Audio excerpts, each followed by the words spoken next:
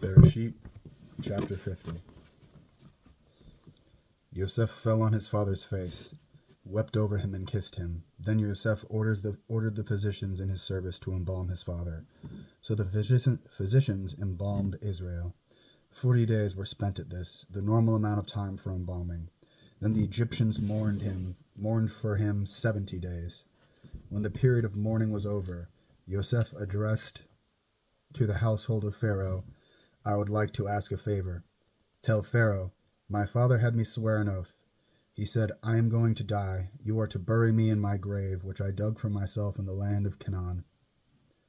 Therefore I beg you, let me go up and bury my father. I will return." Pharaoh responded, "Go up and bury your father, as he made you swear." So Yosef went up to bury his father. With him went all Pharaoh's servants, the leaders of his household and the leaders of the land of Egypt, along with the entire household of Yosef, his brothers and his father's household. Only their little ones, their flocks and their cattle did they leave in the land of Goshen. Moreover, there went up with him both chariots and horsemen. It was a very large caravan.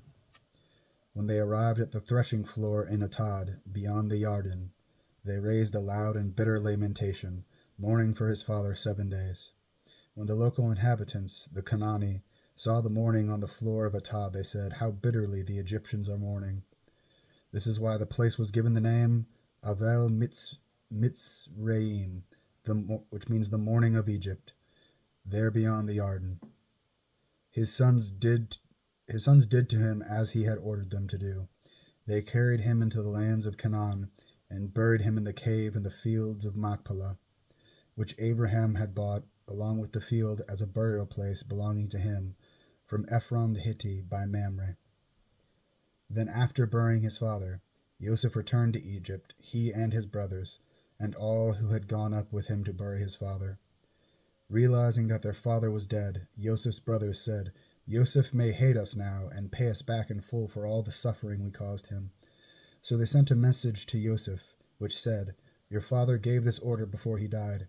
Say to Yosef, I beg you now, please forgive your brother's crime and wickedness in doing you harm.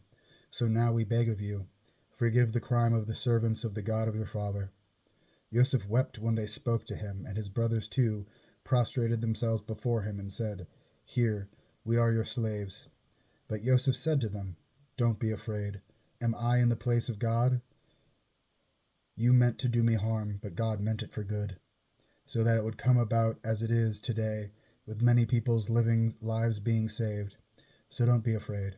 I will provide for you and your little ones." In this way he comforted them, speaking kindly to them.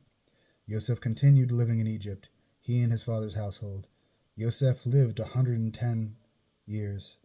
Yosef lived to see Ephraim's great-grandchildren, and the children of Manasseh's son Machir were born on Yosef's knees. Yosef said to his brothers, "I am dying, but God will surely remember you and bring you up out of this land, to the land which he swore to Abraham, Yitzchak, and Yaakov."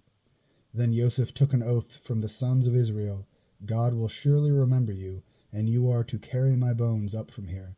So Yosef died at the age of 110, and they embalmed him and put him in a coffin in Egypt.